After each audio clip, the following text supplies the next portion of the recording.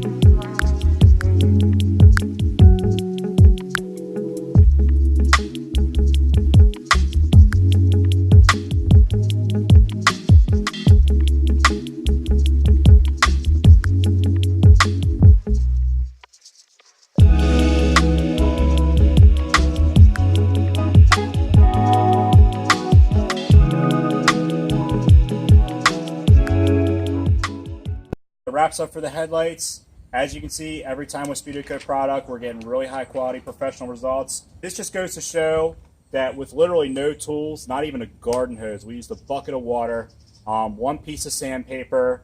You can mask them up with newspaper, and with this aerosol clear coat, you can still get those really high quality professional results that you would get with thousands of dollars worth of equipment. So I hope you guys enjoyed.